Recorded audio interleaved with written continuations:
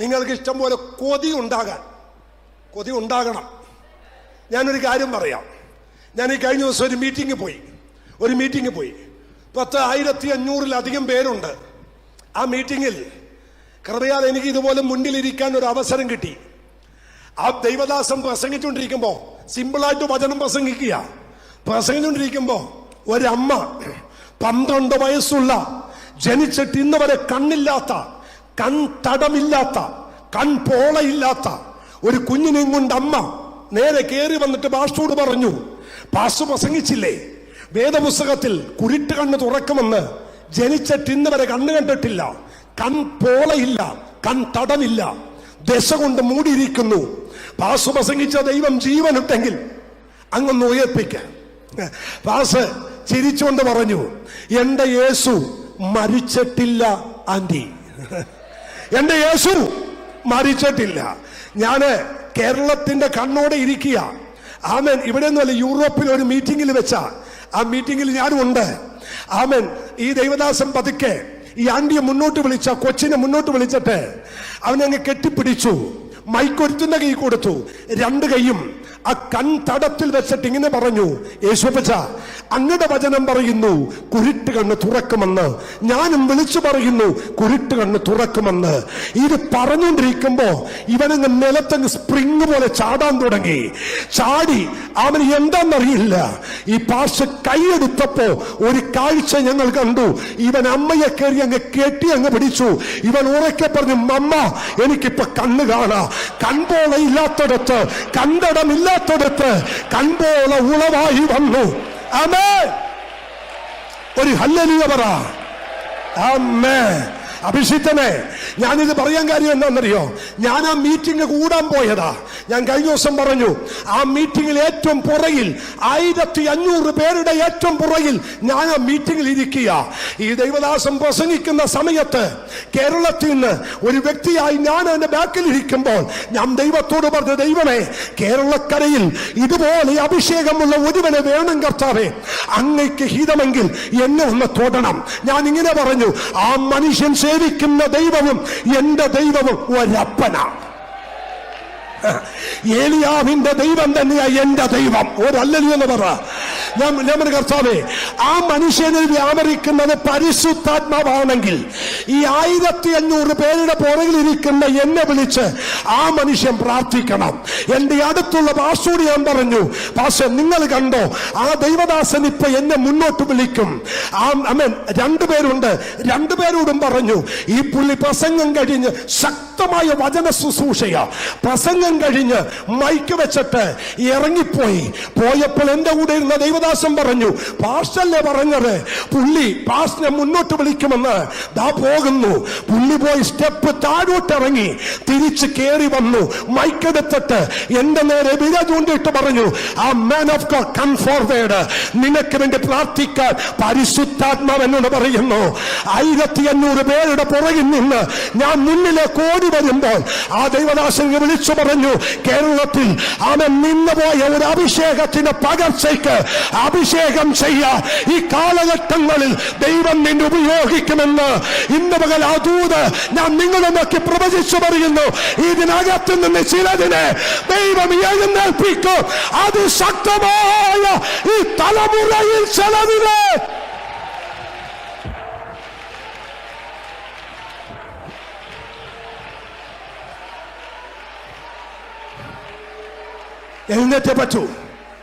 എഴുന്നേറ്റേ പറ്റൂ. അച്ഛാ, എനിക്ക് വിദ്യാഭ്യാസം ഇല്ല. ഞാൻ സ്കൂളിൽ ആദ്യം പോയിട്ടില്ല. ഞാൻ മുക്കുവനാ. ഞാൻ 9ാമത്തെ വയസ്സ് തൊട്ട് മീൻ പിടിക്കാൻ പോയ മുക്കുവനാ കടലിൽ. ഞാൻ പഠിക്കാൻ പോയിട്ടില്ല. എനിക്ക് എന്റെ പേര് BIJ എന്ന് എഴുതാൻ അറിയത്തില്ല. എനിക്ക് സ്കൂൾ സർട്ടിഫിക്കറ്റ് ഇല്ല.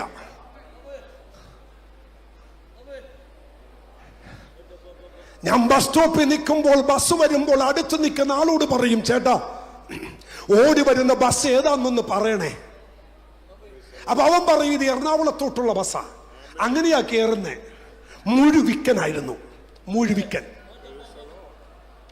വെള്ളമടിച്ച് കഞ്ചാവടിച്ച് ഉടുത്ത തുണി താഴെ കഴുത്തെ തോളയിട്ട് ഷഡ്ഡിയുമിട്ട് നടുറോട്ടെ കിടന്നപ്പോൾ ഒരു പാസ്റ്ററിന്റെ കൈക്ക് പിടിച്ച് പൊക്കിയതാ. നിക്ക് കേക്ക്, അവിടെ നിന്ന് എന്നെ പൊക്കിയതാ. എന്റെ നാട്ടിൽ വന്നൊരു പാസ്റ്റർ, ആദ്യമായി പാസ്റ്റർ സുവിശേഷ വിലക്ക് വന്നു. ആ ദൈവദാസന്റെ വീട് 7 ലിറ്റർ പെട്രോളും 18 പാളി പടക്കവും ഗുണ്ടും വെച്ച് കത്തിച്ചവനാ ഞാൻ. പക്ഷെ എന്നെ വഴിയിലിട്ട് പിടിച്ചു ദൈവം.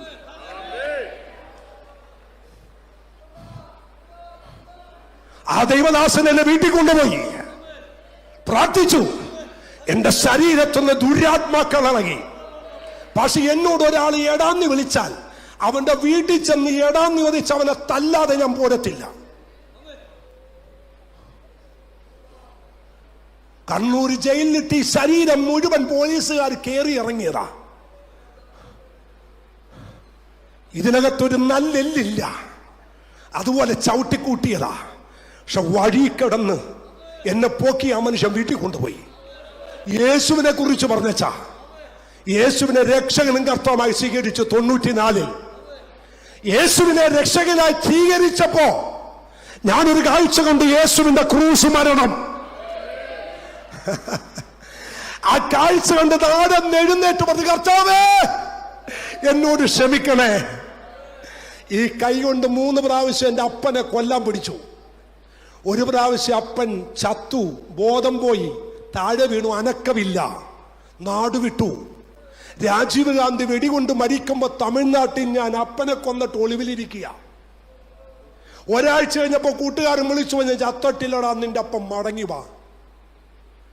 5 ചേട്ടന്മാരുടെ വിവാഹം നടന്നു, എന്നെ അറിയിച്ചില്ല. അത്രയും പോക്ക് കേസ്. പക്ഷെ എന്റെ അപ്പൻ എന്നെ തൊട്ടു. ഒരു ഹല്ലേലൂയ പറ. ഞാൻ പറയാറുണ്ട്, ആരെങ്കിലുമൊക്കെ ഞാൻ ഈ ചാടുന്നതും ബഹളം ഉണ്ടാക്കുന്ന കാണിക്കുമ്പോ എന്തിനാടോ ഇത്രയും ചാടുന്നത്? എന്നെ വിടുവിച്ച വിടുതൽ ഓർത്താൽ ഇത്രയും ചാടിയാ പോരാ. ഹല്ലേലൂയ.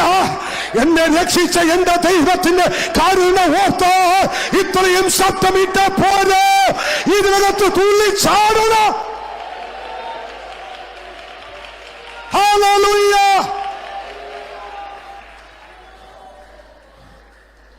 അമ്മേ, യേശുവിനെ രക്ഷകനും കർത്താവുമായി സ്വീകരിച്ചു. ഓടി വീട്ടിൽ പോയി. അപ്പനോട് ക്ഷമ പറഞ്ഞു, അമ്മയോട് ക്ഷമ പറഞ്ഞു. 8 ചേട്ടന്മാരും 2 ചേച്ചിമാരുമുണ്ട്. ഞാൻ ഏറ്റവും ഇളയതാ. ഓരോരുത്തരോട് ക്ഷമ പറഞ്ഞു മക്കളെ. പിറ്റേ ദിവസം രാവിലെ ഓടി വീട്ടിൽ ചെന്നു. പാസ്റ്ററിനെ, അഭിഷിതനെ, എനിക്കൊരു കാര്യം പറയാനുണ്ട്. എന്നാടാ? എനിക്ക് 5 മിനിറ്റ് യേശുവിനെ ഒന്ന് പ്രസംഗിക്കണം. പക്ഷെ ഞാൻ വിക്കനാ, എനിക്കിത് വായിക്കാൻ അറിയില്ല. പാസ്റ്റർ പറഞ്ഞു, മോനെ, ബൈബിളിൽ ഒരു വാക്യമുണ്ട്, നിന്റെ വായ വിസ്താരത്തിൽ തുറക്ക്, ദൈവം നിറക്കും. പാസ്റ്റർ, ഇതൊക്കെ സത്യമാണോ? സത്യമാണോ? ടെസ്റ്റ് ചെയ്യടാ. എന്റെ വീടിന്റെ 2 സൈഡും തെങ്ങിൻ തോപ്പാ. രാത്രി 12 മണിക്ക് തെങ്ങിൻ തോപ്പിലേക്ക് ഇറങ്ങി. ഒരു തെങ്ങിൻ തടി വെട്ടിയിട്ടിട്ടുണ്ട്. ആ തെങ്ങിൻ തടിയിലോട്ട് അങ്ങ് ഇരുന്നിട്ട് ഞാൻ ഇങ്ങനെ പറഞ്ഞു, എന്റെ തമ്പുരാനെ, എനിക്ക് പ്രാർത്ഥിക്കാനൊന്നും അറിയത്തില്ല, ഞാൻ വഴിയിൽ നിന്ന് കയറി വന്നതാ, പക്ഷേ എനിക്ക് അങ്ങയെ ഇഷ്ടമാ. എനിക്ക് അങ്ങയെ ഇഷ്ടമാ. എനിക്ക് അങ്ങയെ കുറിച്ച് 5 മിനിറ്റ് ആരോടെങ്കിലും പറയണം. ആരും എന്നോട് പറയുക എഴുന്നേറ്റ് നിൽക്കാൻ. അച്ഛാ, ഞാൻ എഴുന്നേറ്റ് നിന്നു. അച്ഛാ, ഒരു കാറ്റ് എൻ്റെ മേൽ അടിച്ചട്ടെ, എന്നെ പോക്കിയെടുത്ത മീറ്ററുകൾക്ക് അപ്പുറം കൊണ്ട് താഴെ കിട്ടും. എൻ്റെ കാല് തീ പിടിച്ചു, എൻ്റെ കൈകളിൽ തീ പിടിച്ചു. ആ പറമ്പിക്കടന്ന് ഞാൻ അന്യഭാഷയിൽ ആരാധിക്കാൻ തുടങ്ങി. അന്യഭാഷ പറഞ്ഞുകൊണ്ടിരിക്കുമ്പോൾ ഒരു ദൈവശബ്ദം, ഞാൻ നിന്നെ സൗഖ്യമാക്കുന്ന കർത്താവ്. അന്ന് എൻ്റെ നാവിൻ്റെ കെട്ട് പൊട്ടിയതാ. ഇന്ന് വരെ വിക്കിയിട്ടില്ല, ഇന്ന് വരെ വിക്കുണ്ടായിട്ടില്ല. അതുകൊണ്ടാ പറഞ്ഞത്, എൻ്റെ ദൈവം സൗഖ്യത്തിന്റെ ദൈവമാ, എൻ്റെ ദൈവം സൗഖ്യദായകനാ. ചതഞ്ഞ ഓട ഓടിക്കാത്തവൻ പുകയുന്ന തിരിയെ. അമ്മേ, ഒരു ഹല്ലേലൂയ ഉറക്കെ പറ. അച്ഛാ, എന്നോട് ആര് പറയുന്നു ഓടിച്ചെന്ന് ബൈബിൾ വായിക്കാൻ? ഞാൻ വീട്ടിൽ ചെന്നു, ഓടിച്ചെന്ന് വേദപുസ്തകം തുറന്നു. പുറപ്പാട് 3-ാം അധ്യായം കിട്ടി. പച്ചവെള്ളം പോലെ വായിക്കാൻ തുടങ്ങി. അന്ന് വായിച്ചത് ഇന്ന് വരെ നിർത്തിയിട്ടില്ല. എന്റെ കൂടെ വെള്ളമടിച്ചവനും കഞ്ചാവടിച്ചവനും ഒക്കെ ഞാൻ മുക്കി. സ്വതന്ത്രം. ആ ഫോട്ടോ വെച്ച് ഏകദേശം 5600 പേരെ ഞാൻ സ്നാനപ്പെടുത്തി. സ്വതന്ത്രം. ഫോട്ടോ വെച്ച് ആമേൻ. ഫോട്ടോ വെച്ച് എന്ന് പറയുന്ന സ്ഥലത്ത് നമ്മുടെ ചർച്ച നിൽക്കുന്നതിന്റെ റോഡ് അവരുടെ കൊച്ചിൻ കോർപ്പറേഷൻ ചർച്ച് റോഡെന്ന് പേര് മാറ്റി. കേരളത്തിന്റെ പെന്തക്കോസ്തിന്റെ ചരിത്രത്തിൽ നടക്കാത്തത് ദൈവം ഞങ്ങൾക്ക് വേണ്ടി ചെയ്തു. ഇന്ന് പകലിൽ ഈ പുസ്തകം പിടിച്ച് കിഴവിക്കഥ പ്രസംഗിക്കാൻ വന്നതല്ല, അനുഭവത്തിലാ പറയുന്നത്. ഈ അഭിഷേകത്തെ നിറഞ്ഞ്, ഈ ദൈവശക്തിനെ അഭിച്ച്, ഈ ദൈവകൃപയാകി വന്ന് ആള് മാറിയതുപോലെയാണ്. തിമോത്തിയോസ് നല്ലൊരു യൗവനക്കാരനാണ്, നല്ലൊരു ചെറുപ്പക്കാരനാണ്. മാത്രമല്ല തിമോത്തിയോസും പൗലോസും തമ്മിൽ ഒരാഴമായ ബന്ധമുണ്ട്. ഇനി അത് കുറച്ചുകൂടി പറഞ്ഞാൽ, ഈ തിമോത്തിയോസും പൗലോസും തമ്മിലുള്ള ആഴമായ ബന്ധം തന്റെ വാക്കിനകത്തറിയാം. പൗലോസ് തന്നെ വിളിക്കുന്ന പേര് ഊട്ടുവേലക്കാരൻ, സഹശുശ്രൂഷകൻ, അടുത്തത് നീചപുത്രൻ. എനിക്ക് ഒത്തിരി ഇഷ്ടപ്പെട്ടു കേട്ടോ. എന്താ ഇങ്ങനെയൊക്കെ വിളിച്ചത്? പൗലോസ് തിമോത്തിയോസിനെ വിളിക്കുമ്പോൾ തിമോത്തിയോസിനെ വിളിക്കാൻ പറ്റിയ ആളിന്റെ മഹത്വം കൂടി ഒന്നറിയണം. ആരാ പൗലോസ്? നമുക്കറിയാം, ഫിലിപ്പിയ ലേഖനത്തിൽ പൗലോസ് പറയുന്നുണ്ട്, നിങ്ങൾക്ക് ആർക്കെങ്കിലും ജഡത്തിൽ പുകഴാനുണ്ടെങ്കിൽ നിങ്ങളെക്കാൾ അധികം എനിക്കുണ്ട്. എന്നിട്ട് ഒരു ലിസ്റ്റ് തയ്യാറാക്കുന്നുണ്ട്. 8-ാം നാളിൽ പരിച്ഛേദനയേറ്റവൻ, ബെന്യാമിൻ ഗോത്രക്കാരൻ, ന്യായപ്രമാണം സംബന്ധിച്ച് പരീശൻ, ശുക്കാന്തി സംബന്ധിച്ച് സഭയെ മുടിപ്പിച്ചവൻ എന്നിത്യാദി കാര്യങ്ങളെല്ലാം പൗലോസ് പറയുന്നുണ്ട്. ഇനി കുറച്ചുകൂടി പറഞ്ഞാൽ, എബ്രായനിൽ നിന്ന് ജനിച്ച എബ്രായൻ, ഒരു എബ്രായ മനുഷ്യൻ. എന്നാൽ ആരാ തിമോത്തിയോസ്? തിമോത്തിയോസിന്റെ പിതാവ് ഒരു യവനായക്കാരൻ, ഗ്രീക്കുകാരൻ. അമ്മ പ്രാർത്ഥിക്കുന്ന, ആരാധിക്കുന്ന, വിശ്വാസമുള്ള ഒരു മാതാവ്. അത് പൗലോസ് ഒരിക്കൽ ഇങ്ങനെ പറഞ്ഞു, തിമോത്തിയോസ്, നിന്നിലുള്ള വിശ്വാസം നിന്നിലും നിന്റെ അമ്മയിലും നിന്റെ വലിയമ്മയിലും ഞാൻ കണ്ടു. നിന്നിലുള്ള വിശ്വാസം നീ പ്രാപിച്ചതല്ല, അത് അമ്മയും അമ്മുമ്മയിൽ നിന്നും പകരപ്പെട്ട വിശ്വാസമാണ്. അപ്പൊ വിശ്വാസം നമുക്ക് പകരാൻ കഴിയും. ഒരു സ്വതന്ത്രം പറഞ്ഞ്, വിശ്വാസം എന്ത് ചെയ്യാൻ കഴിയും? പകരാൻ കഴിയും. എന്നാൽ ആമേൻ, ആമേൻ, ഒരു മൂല്യച്യുതി പറയാം. പെന്തക്കോസ്തിലെ നമ്മുടെ വിശ്വാസം നമ്മുടെ തലമുറയിലേക്ക് പകരാൻ തലമുറ ദൈവകൃപയിലില്ല. ഒരു സ്വതന്ത്രം ചെയ്യാൻ പറ്റുമോ? നമ്മുടെ വിശ്വാസം തലമുറയിലേക്ക് പകരാൻ ആലയത്തിനകത്ത് തലമുറകളില്ല, യൗവനക്കാരില്ല. എന്നാൽ ഇന്ന് പകൽ ആത്മാവിൽ ഞാൻ പറയാ, എന്നും നടക്കുന്ന ഒരു ഉപവാസം പോലെ ഒരു മിനിസ്റ്ററെ വിളിച്ചുകൊണ്ട് വന്ന് ഒരു പ്രസംഗം കേട്ട് മാർക്കിട്ട് പോകാൻ ഈ ഉപവാസം എടുക്കരുത്. തലമുറയെ പിടിക്കുന്നതിന് അറസ്റ്റ് ചെയ്യാൻ ദൈവസത്യ വ്യാപരിക്കണം. ഒന്ന് ശ്രദ്ധിക്കണേ. ഞാൻ വളരെ ക്ഷമയോടും സാവധാനത്തോടെ പറയാം കേട്ടോ. എന്റെ തലമുറയെ പിടിച്ചോണ്ട് പോകുന്ന, എന്റെ തലമുറയെ അന്യത്തിലേക്ക് കൊണ്ടുപോകുന്ന പൈശാചിക മണ്ഡലത്തോട് വെക്കടാവണമെന്ന് പറയാൻ അധികാരം ഏറ്റെടുക്കുന്ന ഉപവാസമാകണം ഈ ഉപവാസം. അഭിഷിക്തന്മാർ ചേർന്ന് കല്യാണ മണ്ഡപത്തിനകത്ത് കൈപിടിപ്പിച്ച്, ഇന്ന് മംഗല്യം പാടി കൈപിടിപ്പിച്ച് പ്രാർത്ഥിച്ച് അനുഗ്രഹിക്കേണ്ട ദൈവദാസന്മാരുടെ തലമുറ അവൻ ദൈവകൃപ വിട്ട് അന്യജാതിയുടെ കൂടെ പോയി വിവാഹം കഴിച്ച് പിന്മാറിപ്പോകുന്നതിന്റെ കാര്യം എന്നാണെന്നറിയാമോ? അവരല്ല തെറ്റുകാർ.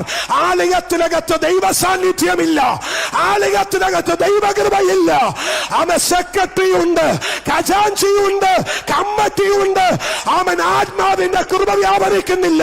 ഈ പകൽ ആത്മാർത്ഥമായിട്ട് പറയാ, തലമുറ നിലനിൽക്കണമെങ്കിൽ ദൈവസഭ ആത്മാവിൽ തീ പിടിക്കട്ടെ.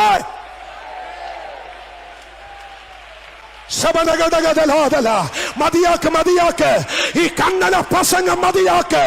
ഇന്ന് പകൽ ആത്മാവിൽ ഞാൻ പറയുന്നു, എത്രയൊക്കെ തന്റെ ഇടമുണ്ട്. എന്റെ തലമുറയെ തുടരുത് പറയാൻ ചങ്കൂറ്റമുള്ള ദൈവമക്കൾ ഇതിനകത്ത് എഴുന്നേക്കണം. എന്റെ തലമുറയെ തുടരുത്, എന്റെ ആലയത്തിനകത്തുള്ള ഒരു തലമുറയെ തുടരുത്. അന്ന്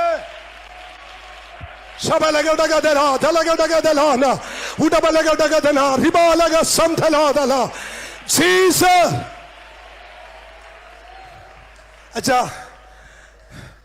ഞാനും ഒരു ദൈവദാസൻ എന്ന പ്രതിക്കൂട്ടി നിന്നുകൊണ്ട് പറയുക, നമുക്ക് പറ്റിയ മൂല്യച്യുതി എന്താണെന്നറിയോ? ഞാൻ പറഞ്ഞല്ലോ 94 തൊട്ട് പൊതു ശുശ്രൂഷകനാ. IPC, church of God, AG, new India, ന്യൂജന എല്ലായിടത്തും കയറി പ്രസംഗിക്കുന്ന ഒരാളാണ് ഞാൻ. അതുകൊണ്ട് ഈ കാറ്റിന്റെ ദിശ എനിക്കറിയാം. എന്നാൽ ഇന്ന് പല സഭകൾക്കകത്തും യൗവനക്കാരില്ല. മയക്കമരുന്നിനും കഞ്ചാവിനും MDMA-ക്കും ആമൻ ദുശീലത്തിനും അടിമപ്പെട്ടു. ഞാൻ ഈ കഴിഞ്ഞ ദിവസം ഒരു ചർച്ചിൽ ചെന്ന് പ്രസംഗിച്ചുകൊണ്ട് നിൽക്കുമ്പോൾ അതിശക്തമായ ദൈവ സാന്നിധ്യം ആ ചർച്ചിനകത്ത് കത്താൻ തുടങ്ങി. ജനം മുഴുവൻ കസേര നിറഞ്ഞേറ്റ് നിന്ന് നൃത്തം ചെയ്തപ്പോൾ അതിനകത്തൊരു വ്യക്തിയുടെ മേൽ ഒരു ദുരാത്മാവിളകി, ഭൂതമിളകി മുന്നോട്ട് വന്ന് അവൻ മുന്നിലേക്ക് മൈക്കെ കയറി പിടിച്ചു. നമ്മൾ മാറട പിശാചേ, മൈക്കെ കയറി പിടിച്ചിട്ട് അവൻ ഉറക്കെ പറയുക, അട്ടഹസിച്ച് പറയുക, ഞാനാണ് ഈ തലമുറയെ മുഴുവൻ ലഹരിക്കടിമയാക്കുന്നത്, ഞാനാണ്. അലറാൻ തുടങ്ങി. ആലയത്തിനകത്തെ കസേര മുഴുവൻ അവൻ അടിച്ചു തെറിപ്പിച്ചു. അവൻ എണ്ണം പറഞ്ഞു, പേര് പറഞ്ഞു. ഈ ആലയത്തിനകത്തെ ഇന്ന വ്യക്തി, ആലയത്തിനകത്തെ ഇന്ന വ്യക്തി. ഇത് പറയുമ്പോഴല്ല ദൈവദാസനെ കൈക്ക് പിടിച്ചു പറഞ്ഞു, ശരിയാ ഭാഷേ, അവരെല്ലാം മയക്കമരുന്നിന് അടിമയാ. ഈ പിശാച് പറയുക, ഞാനവിടെ കൊണ്ടുപോയത് എന്റെ പിടിക്കാൻ ഒരുവനും എഴുന്നേറ്റിട്ടില്ല. എന്നാൽ ആത്മാവ് ഞങ്ങൾ ഡിക്ലെയർ ചെയ്തു, അഭിഷേകമുള്ളവരെ എഴുന്നേൽക്കുക.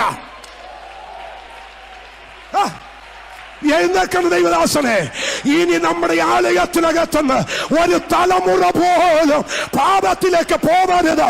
അതിനെ അറസ്റ്റ് ചെയ്യാൻ അഭിഷേകം ചലിക്കട്ടെ, അഭിഷേകം ചലിക്കട്ടെ. രണ്ട് കൈയടിച്ച് പോകുന്ന ഒരു മതിയാക്കുന്നേ. ഈ പകൽ ഈ സഭ ഒന്ന് ആരാധിക്കാൻ തയ്യാറായ തിരുവല്ല പട്ടണത്തിൽ വ്യാപരിക്കുന്ന ചില പൈശാചിക മണ്ഡലങ്ങൾ ഈ പകൽ മുട്ടുമടക്കിയിരിക്കും.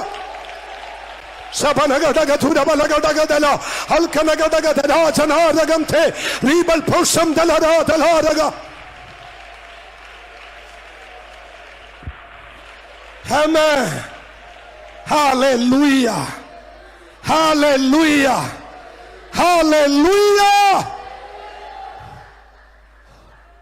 തിരിച്ചു പിടിച്ചേ പറ്റൂ, തിരിച്ചു പിടിച്ചേ പറ്റൂ.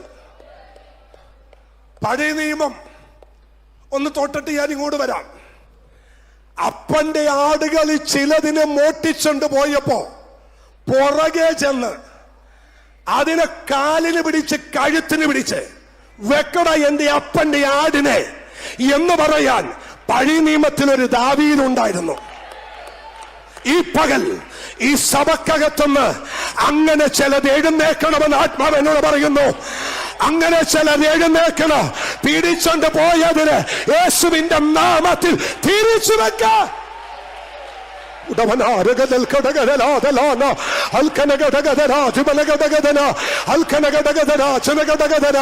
എന്നെ ദൈവാത്മാവ് കാഴ്ച കാണിക്കുന്നു. ഒരടപ്പിനകത്ത് വിറക് കൂട്ടിയിട്ട് തീ കത്തിക്കുന്നത് പോലെ ഈ പകൽ ഇതിനകത്ത് ഒരു തീ കത്താൻ പോകുക. ഇതിനകത്ത് ഒരു തീ കത്താൻ പോകുക. ആത്മാവിന്റെ തീ, ആത്മാവിന്റെ തീ. Ribanaba Santala Talaga Tala Udachana Tala Ragasitala Ribal Powdabal Kadagandala.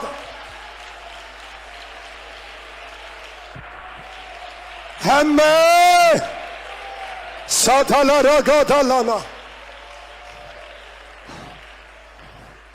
ഈ 12-ാം ദിവസം തിരിച്ചു പിടിക്കണം. റെഡിയാണോ? സഭ റെഡിയാണോ? യെസ്, റെഡിയാണ്. ഉറക്കവരല്ലേ എന്ന് പറഞ്ഞേ. തിരിച്ചു പിടിച്ചേ പറ്റൂ. സഭ ചലിച്ചേ പറ്റൂ. നിങ്ങറിയാമോ, അപ്പോസ്തലനായ പൗലോസ്, ഞാൻ എന്റെ മെസ്സേജിലോട്ട് വരാം. പക്ഷെ മെസ്സേജിന് മുമ്പ് പരിശുദ്ധാത്മാവ് കണക്ട് ചെയ്യുന്നതിലേക്ക് പോയിട്ട് ഞാൻ മെസ്സേജിലോട്ട് വരാം. പൗലോസ് കൊരിന്ത്യ സഭയോട് പറഞ്ഞു, എനിക്ക് സഫലവും വിശാലമായ ഒരു വാതിൽ തുറന്നിരിക്കുന്നു, എതിരാളികളും കുറവല്ല. എനിക്കൊരു വാതിൽ തുറന്നിട്ടുണ്ട്, പക്ഷെ തുറന്ന വാതിൽ എതിരാളികളുണ്ട്. അല്ലേ? ഏതാണ് അഭിഷിക്തനെ ആ വാതിൽ? ഏതാണ്? എവിടെയാണ്? എഫെസോസ് എന്ന് പറയുന്ന പട്ടണത്തിൽ. അല്ലേ? ആ വാതിൽ തുറന്ന പട്ടണത്തിലേക്ക് പൗലോസ് പെന്തക്കോസ്ത് നാൾ വരെ താമസിക്കാൻ വേണ്ടി ചെന്ന 3 ആഴ്ച മാത്രം പാർക്കാൻ താമസിക്കാൻ ചെന്ന പൗലോസ് ആ പട്ടണത്തിൽ ചെന്ന് കാല് വെച്ച ഉടനെ 12 പേരെ കണ്ടു. എത്ര പേരെ? 12 പേരെ. ആ 12 പേരെ കണ്ട മാത്രയിൽ കൈ കൊടുത്തിട്ട്, അഭിഷിക്തനെ നിങ്ങളുടെ പേരെന്താ? നിങ്ങൾ എവിടെയാ താമസിക്കുന്നത്? നിങ്ങളെ ഫ്ലാറ്റിന്റെ നീളം എത്രയാ? നിങ്ങൾ ഉപയോഗിക്കുന്ന കാറിന്റെ പേരെന്ത് എന്നല്ല ചോദിച്ചത്. പൗലോസ് ആദ്യം ചോദിച്ചു, നിങ്ങൾ പരിശുദ്ധാത്മാവിനെ പ്രാപിച്ചോ? നിങ്ങൾ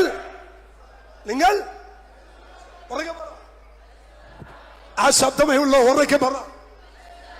നിങ്ങൾ പരിശുദ്ധാത്മാവിനെ പ്രാപിച്ചോ? പൗലോസേ, എന്തെല്ലാം കാര്യം ചോദിക്കാനുണ്ട്. അവിടെ വീട് വാടക, അവിടെ വീട്, അവിടെ വണ്ടി, അവിടെ മക്കൾ, ഇതൊന്നും ചോദിക്കാതെ എന്നാ ഇങ്ങനെ ചോദിച്ചത്? പൗലോസ് പറയും, ഞാന് ത്രോവാസിൽ വെച്ച് ഒരു ദർശനം കണ്ടു. എന്താണ് ആ ദർശനം? 850 അടി നീളം, 250 അടി ഉയരം, 86 അടി വീതിയുള്ള ഒരു ക്ഷേത്രം ആ പട്ടണത്തിൽ ഉയർന്നു നിൽക്കുന്നതെന്ന് ഞാൻ കണ്ടു. ആ പട്ടണത്തിനകത്ത് വെള്ളക്കല്ലിൽ കൊത്തിയെടുത്ത തല സ്ത്രീ രൂപം, ശരീരം മുഴുവൻ മത്സ്യകന്യകയുടെ രൂപമുള്ള അർത്തിമിസ് ദേവത, ആസിയ മുഴുവൻ ഭരിക്കുന്ന ഒരു ശക്തി ആ പട്ടണത്തിലുണ്ടെന്ന് ഞാൻ കാണുന്നു. അതിനെ ജയിക്കാൻ ഡോളർ ഉള്ളവനെ കൊണ്ട് പറ്റത്തില്ല, ദറംസ് ഉള്ളവനെ കൊണ്ട് പറ്റത്തില്ല. അവനെ ജയിക്കണമെങ്കിൽ പരിശുദ്ധാത്മാവുള്ളവനെ കൊണ്ട് പറ്റൂ. ഇന്ന് പകൽ ഈ 12ാമത്തെ ദിവസം പരിശുദ്ധാത്മാവുള്ളവർ ഇതിനകത്ത് എഴുന്നേൽക്കട്ടെ. ആത്മനിറവുള്ളവർ ഇതിനകത്ത് എഴുന്നേൽക്കട്ടെ. ആത്മശക്തി ഉള്ളവർ ഇതിനകത്ത് എഴുന്നേൽക്കട്ടെ. ആത്മാവിന്റെ നിറവേറ്റെടുത്തവർ ഇതിനകത്ത് എഴുന്നേൽക്കട്ടെ. തിരിച്ചു വാ, മടങ്ങുവാ, സഭ മടങ്ങുവാ, അഭിഷേകത്തിലേക്ക് മടങ്ങുവാ, നിറവിലേക്ക് മടങ്ങുവാ. ഹല്ലേലൂയ. ആമേൻ. ഒന്ന് കർത്താവിന് സ്തോത്രം ചെയ്യാൻ പറ്റുമോ? എന്റെ പൊന്ന് ദൈവദാസന്മാരെ, ഇപ്പോ ഒരുത്തൻ ആത്മാവിൽ ഒന്ന് തുള്ളിയാൽ, ഒരു ആത്മാവിൽ ഓടിയാൽ, അത് ഫേസ്ബുക്കിലാ, അത് യൂട്യൂബിലാ, അത് വാട്സാപ്പിലാ, അവൻ ചാടി, അവൻ തുള്ളി. ഞാൻ ചോദിച്ചോട്ടെ, ഞാനും കുറച്ച് സഭാചരിത്രം പഠിച്ചുകൊണ്ടിരിക്കുന്ന ഒരാളാ. അവൻ പണ്ടുള്ള അപ്പച്ചന്മാരുടെ മേൽ ദൈവശക്തി വന്നിട്ട് ദേശത്ത് ഓടിയെന്ന് ഞാൻ വായിച്ചിട്ടുണ്ട്, ഇറങ്ങി ഓടിയെന്ന് വായിച്ചിട്ടുണ്ട്, ചാടിയിട്ട് തല പോയി ഭിത്തിയിൽ ഇടിച്ചിട്ട് തല സ്റ്റിച്ചിട്ടെന്ന് വായിച്ചിട്ടുണ്ട്. അതൊന്നും ഈ തലമുറ അനുഭവിച്ചിട്ടില്ല. ഇന്ന് പകൽ മടങ്ങുവാ. ഈ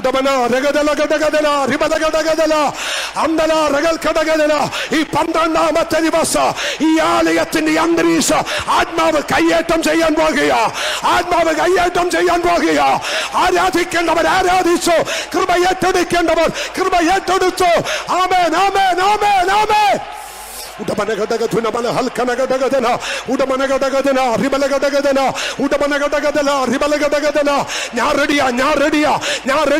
എനിക്കൊരു ലജ്ജയുമില്ല, എനിക്കൊരു നാണവുമില്ല, എനിക്കൊരു നാണക്കേടുമില്ല. തമ്പുരാനെ പ്രാപിക്കാൻ, തമ്പുരാനെ ആരാധിക്കാൻ, തമ്പുരാന്റെ പക്കൽ നിന്ന് ചിലരെ പിടിച്ചു മേടിക്കാൻ.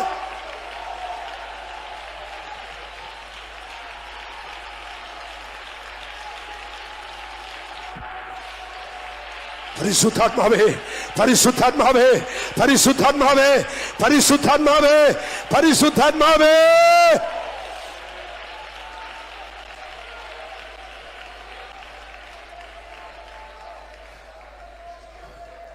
ഒരിക്കല് ഉയരത്തിലെ ശക്തി എന്ന് പറഞ്ഞൊരു ബുക്കുണ്ട്. ഉയരത്തിലെ ശക്തി, കർത്താവിന്റെ ദാസൻ D.L. മൂഡിയുടെ ഉയരത്തിലെ ശക്തി.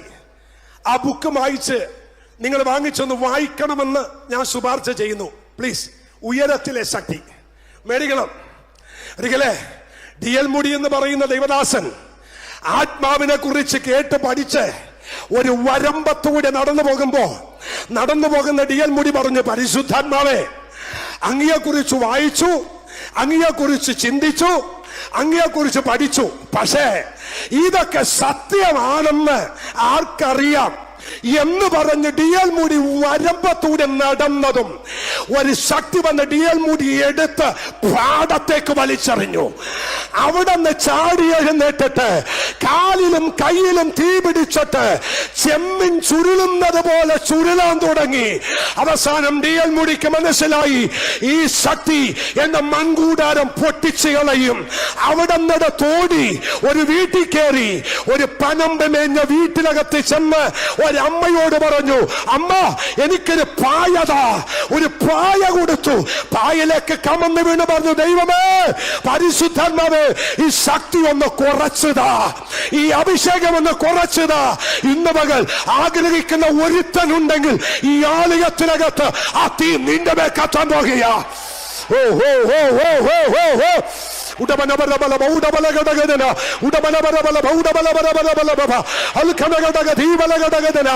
എഴുന്നേറ്റ് നിൽക്കുമ്പോൾ ജനം ആത്മാവിൽ നിറയണം. നിങ്ങളൊരു വീട്ടിനകത്ത് കാല് വെക്കുമ്പോൾ ദുരാത്മാക്കൾ ഇളകണം. നിങ്ങളൊരു വാഹനത്തിൽ കയറുമ്പോൾ ഭൂതങ്ങൾ അലറി വിളിക്കണം. നിങ്ങളൊരു ആലയത്തിൽ എഴുന്നേറ്റ് നിൽക്കുമ്പോൾ ദൈവശക്തി ആവരിക്കണം. ഒരിക്കലും പൗലോസ് നീചപുത്രനെന്ന് വിളിക്കാൻ പാടുള്ളതല്ല. കാരണം പൗലോസും തിമോത്തിയോസും തമ്മിൽ ഒരുപാട് അന്തരമുണ്ട്, അല്ലേ? പൗലോസ് എവിടെ കിടക്കുന്നു, തിമോത്തിയോസ് എവിടെ കിടക്കുന്നു? എന്നിട്ടും കൂട്ടുവേലക്കാരൻ എന്ന് വിളിക്കാൻ കാണിച്ച ആർജവത്വത്തിനായിട്ട് ഞാൻ സ്തോത്രം ചെയ്യുന്നു. അച്ഛാ, ഇതിലൊക്കെ തിടിയേണ്ടത് പുറത്തെ ചുമരല്ല, അകത്തെ ചുമരിടിയണം. ഒരു സ്തോത്രം പറഞ്ഞേ. കറുത്തവനെ കണ്ടാൽ തോളെ കൈയിടാനും, കഴിവില്ലാത്തവനെ കണ്ട കൂട്ടുപിടിക്കാനും, ഗുണവും മണവും പണവും ഇല്ലാത്തവനെ കണ്ട സഹോദര എന്ന് വിളിക്കാനും പെന്തക്കോസ്റ്റിനകത്തൊരു ആർജവത്വം ഉണ്ടാകണം. ചേർത്ത് പിടിക്കാൻ ഒരു ദൈവദാസൻ ഉണ്ടെങ്കിൽ വളർത്താൻ ഒരു ദൈവമുണ്ട്. കഴിവില്ലാത്തവനെയും കഴിവ് കുറഞ്ഞവനെയും നിറമുള്ളവനെയും നിറമില്ലാത്തവനെയും എല്ലാത്തിനെയും ചേർത്ത് പിടിക്കാൻ ഈ സഭ തയ്യാറാണെങ്കിൽ ഇതിനകത്തുനിന്ന് ശക്തന്മാർ പുറത്തു വരും. ഒരു ഹല്ലേലൂയ പറ. തിമോത്തിയോസും പൗലോസും തമ്മിലുള്ള അവസാനത്തെ ബന്ധമില്ലാന്നറിയാമോ? പൗലോസ്ലീഗ റോമൻ കാരാഗൃഹത്തിൽ കിടക്കുമ്പോ ആരെങ്കിലും പൗലോസിനെ വന്ന് കാണണമെന്ന് ആഗ്രഹിച്ചെങ്കിൽ അത് തിമോത്തിയോസ. കാരാഗൃഹത്തിൽ കിടന്നുകൊണ്ട് പൗലോസ് ലെറ്റർ എഴുതി, എന്റെ പൊന്നുമകനെ തിമോത്തിയോസേ, ഓടിവാടാ, അപ്പന് തണുപ്പുകൊണ്ട് വയ്യടാ, പോരുമ്പോളെ ആ ചർമ്മലിഖിതം പുതപ്പും കൂടി കൊണ്ടുവരണേ, അസാധാരണ തണുപ്പാ മോനെ, കൃപയാൽ ആ തടവറയും അതുമൊക്കെ പോയി കാണാൻ എനിക്കുമൊക്കെ ഭാഗ്യം ചെയ്തിട്ടുണ്ട്. സഹിക്കില്ല, കൊച്ചി ഭാഷ പറഞ്ഞ പെറ്റ തള്ള സഹിക്കത്തില്ല. ആ തടവറയൊക്കെ നിങ്ങൾ കണ്ടാൽ കടത്തീരത്തു നിന്നും 10-21 മീറ്റർ മാത്രമേ ഉള്ളു ഭാഷേ. ആമൻ കരയിൽ നിന്നും ആമൻ ഭൂമിയുടെ ലെവലിൽ നിന്നും പാറയുടെ അടിയിലേക്ക് വെട്ടിയെടുത്ത ആ തടവറ ഇന്നും ഉണ്ടവിടെ. ഇതുപോലെ വെന്റിലേറ്റർ ഫിറ്റ് ചെയ്തിട്ടുണ്ട്. അതിനകത്തേക്ക് കടൽ കാറ്റടിച്ചിറങ്ങി വരുന്ന മഞ്ഞുണ്ടല്ലോ, ആ ഗുഹക്കകത്തേക്ക് വന്നു വീഴുമ്പോൾ ആരോഗ്യ ദൃഢഗാത്രന്മാർ പോലും അസ്ഥി കോച്ചുന്ന തണുപ്പത്തും മരിച്ചു വീഴും. അവിടെ കിടന്നുകൊണ്ട് പൗലോസ് ഒരു കല്ലുരുട്ടി സൂര്യൻ തലയ്ക്ക് മീതെ വരുമ്പോൾ ആ വെളിച്ചത്തിൽ ലേഖനം എഴുതി, കർത്താവിൽ എപ്പോഴും സന്തോഷിപ്പിൻ എന്ന് പറഞ്ഞു. അവിടെ കിടന്നുകൊണ്ട് ലേഖനം എഴുതി തിമോത്തിയോസിന്. തിമോത്തിയോസ് വേഗം വാ. തിമോത്തിയോസ് വന്നു മക്കളെ, വന്നു. ഒരു വൈകിട്ട് 4-5 ഇടയ്ക്ക് റോമൻ കാരാഗൃഹത്തിന്റെ വാതിക്കൽ തിമോത്തിയോസ് എത്തി. പാറാവുകാരനോട് പറയുന്നു, സാർ എന്നെ അകത്തു പോകാൻ സമ്മതിക്കണം. ആരെയാ കാണേണ്ടത്? എനിക്ക് പൗലോസ് എന്ന മനുഷ്യനെ കാണണം. നിന്റെ പേരെന്താ? എന്റെ പേര് തിമോത്തിയോസ്. പാറാവുകാരൻ ചോദിച്ചെന്നാ പറയുന്നത്, നിന്റെ പേരാണോ തിമോത്തിയോസ്? അതെ. സാറിന് എങ്ങനെ അറിയാം? എനിക്കറിയാം നിന്നെ. എല്ലാ ദിവസവും രാത്രി ആ തടവറയുടെ ചുറ്റും ഞാൻ ഇങ്ങനെ ഡ്യൂട്ടിക്ക് വേണ്ടി ചുറ്റി നടക്കുമ്പോൾ ആ തടവറക്കകത്തുനിന്നൊരു ശബ്ദം കേൾക്കാമായിരുന്നു, എന്റെ ദൈവമേ, എന്റെ മകൻ തിമോത്തിയോസിനെ അങ്ങ് ശക്തീകരിക്കണേ.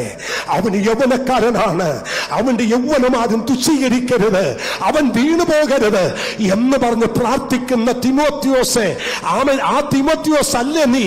പ്രാർത്ഥിക്കുന്ന ശബ്ദം കേട്ട പാറാവുകാരൻ പറഞ്ഞു, എനിക്ക് നിന്നെ അറിയാം. അല്ല, നീ വന്നതെന്തിനാ? എനിക്ക് ആ പൗലോസിനെ കാണണം. പാറാവുകാരന്റെ അടുത്ത മറുപടി, തിമോത്തിയോസെ, നീ വന്നത് വൈകിപ്പോയി. എന്നാ പറ്റി? നീ വന്നത് താമസിച്ചു പോയി. ഇന്നലെ വൈകിട്ട് 3-നും 3:30-ക്കും ഇടക്ക് ഇവിടത്തെ ഒരു പൊതു മാർക്കറ്റിൽ വെച്ച്, ഒരു പൊതു ചന്തയിൽ വെച്ച് നീ പറയുന്ന നിന്റെ അപ്പനായ പൗലോസിനെ ഒരു കല്ലിൽ കൊണ്ടുപോയി തലവെച്ച് ആരാച്ചാരി മിന്നിത്തിളങ്ങുന്ന ആ വാളിനാൽ നിന്റെ അപ്പന്റെ തല വെട്ടി മാറ്റി. പക്ഷെ ഒരു കാര്യമുണ്ട്, അത് പറയാതിരിക്കാൻ വയ്യ. നിന്റെ അപ്പൻ എന്ന് പറയുന്ന പൗലോസ് ഉണ്ടല്ലേ, അതെ, ആ മനുഷ്യന്റെ തല വെട്ടുമ്പോൾ ആ മനുഷ്യൻ 2 കാര്യം ചെയ്തു. 1, മുഖം മൂടുന്ന തുണിയിട്ടില്ല. 2, കൈ പുറകിൽ കെട്ടിയില്ല. കൈ രണ്ടും സ്വയം പുറകിൽ കെട്ടി തല കൊണ്ടുവന്ന് കല്ലിൽ താഴ്ത്തി വെച്ച് ചിരിച്ച മുഖത്തോടെ പ്രാർത്ഥനയോടെ തല കാട്ടിക്കൊടുത്തു. ആരാച്ചാർക്ക്? അവനാണ് നിന്റെ അപ്പൻ. പൗലോസിനെ മരിച്ചു എന്ന് കേട്ട ഉടനെ തിമോത്തിയോസിന്റെ കയ്യിലിരുന്ന പാണ്ടക്കെട്ട് താഴെ വന്ന് ഉരുണ്ടുപോയെന്ന് ചരിത്രം പറയുന്നു. അതാണ് തിമോത്തിയോസ്. ആ തിമോത്തിയോസിനോട് ഈ 2-ാം അധ്യായത്തിൽ 7 ക്രിസ്ത്യൻ കോളിംഗിനെ കുറിച്ച് പൗലോസ് പറഞ്ഞു. തിമോത്തിയോസേ, നിന്റെ വിളി ചെറുതല്ല, നിന്റെ വിളി ചെറുതല്ല. നിന്റെ മേലൊരു വിളിയുണ്ട്. നീ അസാധാരണ വിളിയുള്ളൊരു മനുഷ്യനാണ്. ഈ കാലഘട്ടത്തിൽ നീയായി മാറണമെങ്കിൽ, നിന്റെ മേൽ അഭിഷേകം ശക്തമാകണമെങ്കിൽ, കുഞ്ഞെ, നിന്റെ വിളി എന്തെന്ന് നീ മനസ്സിലാക്കണം. ഒരു സ്വതന്ത്രം പറയാൻ പറ്റുമോ? ഞാന് ഈ ഭാഗം പറഞ്ഞ് ഞാനിവിടെ അവസാനിപ്പിക്കും. ഒന്ന് പറയാം, തിമോത്തിയോസിനോട് പറഞ്ഞ 7 ക്രിസ്ത്യൻ കോളിംഗ് ആണ് 2-ാം അധ്യായം 1 മുതൽ 24 വരെയുള്ള വാക്യം. ദൈവമക്കളെ, നാം നമ്മുടെ വിളി മനസ്സിലാക്കിയാൽ ആളും മാറും. ഒരു സ്വതന്ത്രം പറയാൻ പറ്റുമോ? നിങ്ങളെയും എന്റെയും വിളി എന്തെന്ന് മനസ്സിലാക്കിയാൽ നിങ്ങളുടെ ഒരു ഹല്ലേലൂയാക്ക് വ്യത്യാസം വരും. മനസ്സിലായില്ലല്ലേ? ഞാനും നിങ്ങളും ആരാന്ന് നമ്മുടെ മേലെ വിളി എന്താന്ന് മനസ്സിലായാൽ ഒറ്റ ഹല്ലേലൂയ മതി, അതിനകത്തൊരു ജീവൻ വ്യാപരിക്കും. 2 കാര്യം കൂടി പറയാൻ സമയമുള്ളൂ. ഇന്ത്യയുടെ പ്രൈം മിനിസ്റ്ററായ ജവഹർലാൽ നെഹ്റു ഇന്ത്യയുടെ ഭരണം ആരംഭിച്ചപ്പോ ക്രിസ്ത്യാനിറ്റി ശക്തമായി വളർന്നുകൊണ്ടിരിക്കുന്ന സമയത്ത് എങ്ങനെയെങ്കിലും ഇതിനൊന്ന് പിടിച്ചൊതുക്കണം, പിടിച്ചു കെട്ടാൻ കാര്യങ്ങൾ കണക്കൂട്ടി ചെയ്യുമ്പോൾ അന്നത്തെ പ്രൈം മിനിസ്റ്റർ പറഞ്ഞു, വെയിറ്റ്, ഈ ക്രിസ്ത്യാനിറ്റിയെ കുറിച്ചൊന്ന് പഠിക്കട്ടെ. പഠിച്ചു വന്ന മനുഷ്യൻ അവസാനം ഒരു സ്റ്റേറ്റ്മെന്റ് എഴുതി. ആ സ്റ്റേറ്റ്മെന്റ് ഇതാണ്: ക്രിസ്ത്യാനികളെ ഉണർത്തരുത്, അവർ ഉറങ്ങുന്ന സിംഹമാണ്. മനസ്സിലായവർക്കായി സ്തോത്രം. ഇന്ത്യയുടെ ചരിത്ര ലിപികളിൽ എഴുതപ്പെട്ട പ്രൈം മിനിസ്റ്ററിന്റെ സ്റ്റേറ്റ്മെന്റ്, ക്രിസ്ത്യാനിയെ ഉണർത്തരുത്, അവൻ ഉറങ്ങുന്ന സിംഹമാ. അവർ ഉറങ്ങിക്കോട്ടെ, ഉറങ്ങിക്കോട്ടെ. അവരെഴുന്നേറ്റാ ഗർജിക്കും, അവരെഴുന്നേറ്റാ ഗർജിക്കും. അവർ ഗർജിക്കാൻ തുടങ്ങിയാൽ പലതും നാളത്തിനകത്ത് കയറേണ്ടി വരും. ഇന്ന് മകൾ ഈ പ്രയർ സെന്ററില് ദൈവസഭ തിരിച്ചറിയുക, ക്രിസ്ത്യാനിറ്റി കഴുത എന്നല്ല പറഞ്ഞത്, ക്രിസ്ത്യാനിറ്റി അലറുന്ന സിംഹമാണ്.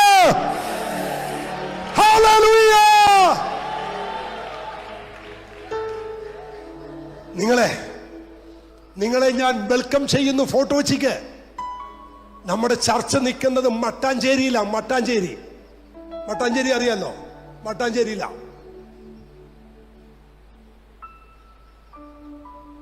കത്തിവെച്ചു, കൊല്ലാൻ നോക്കി, ആലയം കവർച്ച ചെയ്തു. പക്ഷെ അവിടെ തന്നെ ദൈവം നിർത്തി. ഒരു സ്വതന്ത്രം പറഞ്ഞേ. പൗലോസിന്റെ റോമാലേഖനത്തിലെ ചോദ്യം 8:31, ഇത് സംബന്ധിച്ച് നാം എന്ത് പറയേണ്ടു? ദൈവം നമുക്ക് അനുകൂലമെങ്കിൽ പ്രതികൂലമാര. ഒരു അല്ലല്ലോ ഉറക്കെ പറ. ദൈവം അനുകൂലമെങ്കിൽ പ്രതികൂലം ഒരു മനുഷ്യനുമില്ല. അവിടെ തന്നെ ദൈവം നമ്മൾ നിർത്തി. നമ്മുടെ വിളി മനസ്സിലാക്ക്.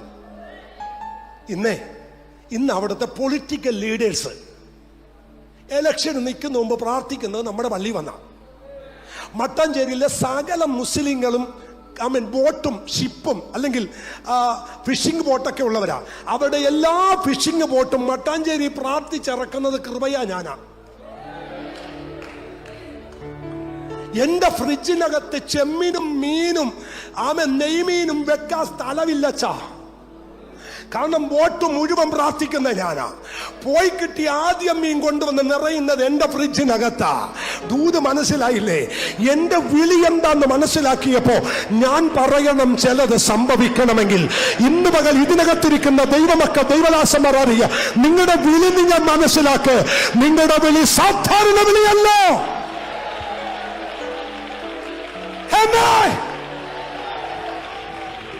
Hallelujah!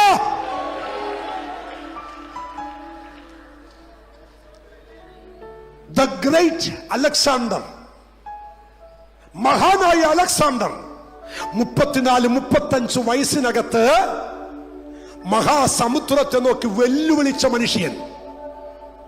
എന്താ ഇയാൾ ഇങ്ങനെ വെല്ലുവിളിച്ചേ? കേൾക്കണോ? ഈ പ്രായമുള്ള, ഈ മോളുടെ പ്രായമുള്ള സമയത്ത് അലക്സാണ്ടർ തെരുവിലെ കുഞ്ഞുങ്ങളുമായി കളിച്ചുകൊണ്ടിരിക്കുമ്പോ അപ്പനായ ഫിലിപ്പ് രാജാവ് വിളിച്ചിട്ട് 2 ചോദ്യം ചോദിച്ചു. 1, നീ ആരാണ്? 2, നീ ആരാകാനുള്ളവനാ? ഒക്കോളാൻ പറഞ്ഞു. ആ ചെറുപ്പക്കാരൻ ആ മഹാസമുദ്രത്തെ നോക്കി വെല്ലുവിളിച്ചത്, നീ ആരാണ്? 2, നീ ആരാകാനുള്ളവനാ? ദൈവമക്കളെ, ഈ ചോദ്യം ഞാൻ നിങ്ങളോട് ചോദിക്കുന്നു. നിങ്ങൾ ആരാണ്? അല്ലെങ്കിൽ നമ്മൾ ആരാ? സകല ആഭിചാരവും സകല മന്ത്രവാദവും തല വന്ന് കയറാനുള്ളവരല്ല, ഇതിനെ നിലക്ക് നിർത്തേണ്ടവരാ. ഒരു കാര്യം, എൻ്റെ ഒരു സ്നേഹിതനുണ്ട്, കൊച്ചിൻ യൂണിവേഴ്സിറ്റിയിലെ പ്രൊഫസറാ. പേര് ക്ലീറ്റസ് സാറ്. ഇപ്പോൾ IPCയുടെ ഒരു ശുശ്രൂഷകനാ. പണ്ട് TPM-ലായിരുന്നു. ക്ലീറ്റസ് സാറും ഉണ്ണി എന്ന് പറയുന്ന ഒരു ബ്രദറും കൂടി വൈപ്പിന്ന് വാര്യപുരത്തോട്ട് വണ്ടി കയറി. വാര്യപുരം യോനാച്ചാന്റെ വീട്ടിൽ മീറ്റിംഗ് നടക്കുക. മീറ്റിംഗിന് പുറത്ത് വന്നപ്പോൾ വാതിൽ അടച്ചിട്ടിരിക്കുന്നു. അകത്തോട്ട് കയറാൻ പറ്റാതെ വാതിൽ അടച്ചിട്ടത് കൊണ്ട് വാതിക്ക് നിൽക്കുമ്പോൾ ഈ മോന്റെ പരുവത്തുള്ള ഒരു പെൺകൊച്ചു വന്നിട്ട് പറഞ്ഞു, വൈപ്പിങ്കര എന്ന് വന്ന ക്ലീറ്റസ് സാറല്ലേ? അതെ. പാസ് അകത്തോട്ട് വരാൻ പറഞ്ഞു. അച്ഛാ ചോദിച്ചു, അതിന് എന്നെ മോക്കെങ്ങനെ അറിയാം? എനിക്കറിയില്ല, അകത്തിരിക്കുന്ന പാസ്റ്റപ്പച്ചൻ അറിയാം. ക്ലീറ്റസ് സാർ അകത്തോട്ട് കയറാതെ പെങ്കൊച്ച് രണ്ടാമത് കൂടെ വന്ന ഉണ്ണിയോടുകൂടി അകത്തോട്ട് എല്ലാം പറഞ്ഞെന്ന്.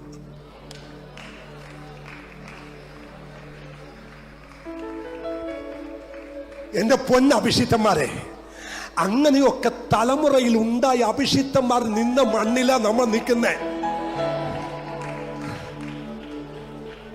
അല്ലേ പറ, അതിന് ഈ സ്തോത്രം പോരാ, നല്ലോണം സ്തോത്രം വേണം. ഞാനിങ്ങനെ അടൂര് മീറ്റിങ്ങിന് പോയി. അടൂര് YMC പ്രസംഗം കഴിഞ്ഞപ്പോ യൂണിവേഴ്സിറ്റി പഠിപ്പിക്കുന്ന ജോൺ സാറ് എന്നോട് പറഞ്ഞു, ദാസേ എന്റെ വീട്ടിൽ വന്നതിന് അപ്പന് വേണ്ടി പ്രാർത്ഥിക്കണം. അവന് വരാന്ന് പറഞ്ഞു. ചെന്നപ്പോ 105 വയസ്സുണ്ട് അപ്പച്ചന്.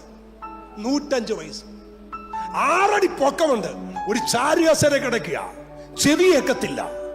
പ്രാർത്ഥിക്കാൻ പറഞ്ഞു. ഞാൻ ചോദിച്ചു, ഈ അപ്പച്ചന് എത്ര വയസ്സുണ്ട്? 105 വയസ്സുണ്ട്. കൈയെല്ലാം ഈട്ടിത്തടി പോലെ ഇരിക്കുന്നു. എന്നോട് ജോൺ സാറ് പറഞ്ഞു, പാസ്റ്റർക്ക് പുള്ളി അറിയാമോ? ഞാനില്ല. പാസ് പ്രസംഗിച്ച് ഞാൻ കേട്ടിട്ടുണ്ട്. ഞാനോ? ഇല്ല. പാസേ, ആന മതമിളകി വന്നപ്പോ പ്രാർത്ഥിച്ചു മുട്ടുകുത്തിച്ച ഭാഷയെ കുറിച്ചില്ല. ആ പുള്ളിയായി കിടക്കുന്ന പുള്ളി ഒരു 100 കണക്കിന് സ്റ്റേജ് പ്രസംഗിച്ചതാ ഞാൻ ഈ അപ്പച്ചനെ കുറിച്ച്. അപ്പച്ചനെ നേരി കിട്ടി. ഞാൻ പ്രാർത്ഥിക്കാനാ ചെന്നത്. ഞാൻ മുട്ടുകുത്തിയിട്ട് ആ കൈയെടുത്ത് തലയിലോട്ട് വെച്ചിട്ട് ഞാൻ പറഞ്ഞു, പാഷപ്പച്ച എനിക്ക് വേണ്ടി പ്രാർത്ഥിക്കേ. ഒരു ചോദ്യം, എങ്ങനെയാ പ്രാർത്ഥിച്ചപ്പോ ആന നിന്നത്? അപ്പച്ചന്റെ മറുപടി, നീ ആരാന്ന് നീ മനസ്സിലാക്കിയാൽ ആനയല്ല പുലി നിൽക്കും. ഒരു സ്വതന്ത്രം പറഞ്ഞേ, പൂത് മനസ്സിലായോ? നീ ആരാന്ന് നിനക്ക് മനസ്സിലായ, നിന്റെ മേൽ വ്യാപരിക്കുന്ന അഭിഷേകം എന്തെന്ന് നിനക്ക് മനസ്സിലായ, മഹത്വത്തിന്റെ പ്രത്യാശയായ ക്രിസ്തു നിന്റെ ഉള്ളിലുണ്ടെന്ന് നിനക്ക് മനസ്സിലായ, ഇന്ന് മുതൽ ചരിത്രം മാറും.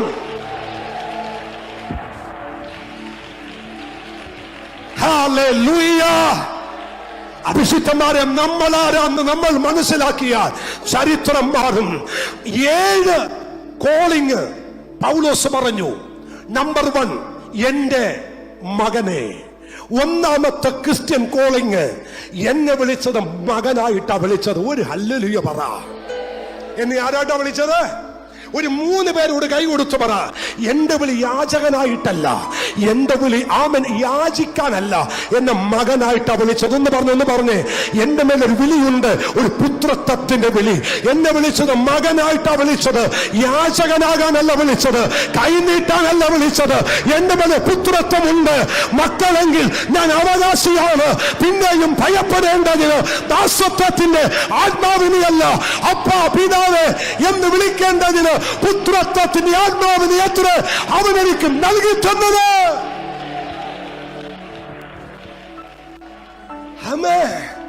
നമ്മുടെ ഒന്നാമത്തെ വിളിയുടെ പ്രത്യേകത ആരാച്ചാ? ഞാൻ പറ, ഞാൻ ആരാ? ഞാൻ മകനാ. ഈ പുസ്തകത്തിനകത്തെ ദാസത്വം പഴയ നിയമത്തിലാ അല്ലേ? സങ്കീർത്തനം 118:19 വാക്യത്തിലുണ്ട്, യഹോവേ ഞാൻ നിന്റെ ദാസൻ, ദാസിയുടെ നീ എന്റെ ബന്ധനങ്ങളെ അടിച്ചു. പഴയ നിയമത്തിലാ ദാസത്വം, പുതിയ നിയമത്തിൽ ദാസത്വമില്ല. പുതിയ നിയമത്തിൽ ദാസൻ ഇല്ലെന്നേ ഒരു ഹല്ലേലൂയ പറ. ഞാൻ ഈ പുസ്തകം എടുത്തതേ കണ്ണി കണ്ടവന്റെ മുമ്പിൽ കൈനീട്ടാനല്ല. ഞാൻ ദരിദ്രനുമല്ല, ഞാൻ യാചകനുമല്ല, എന്റെ അപ്പന്റെ മകനാ ഞാൻ. ഒരു ഹല്ലേലൂയ പറയും മക്കളെ. ഞാൻ യാചകനല്ല, ഞാൻ യാചകനല്ല, ഞാൻ യാചകനല്ല. എന്റെ മേലൊരു വിളിയുണ്ട്.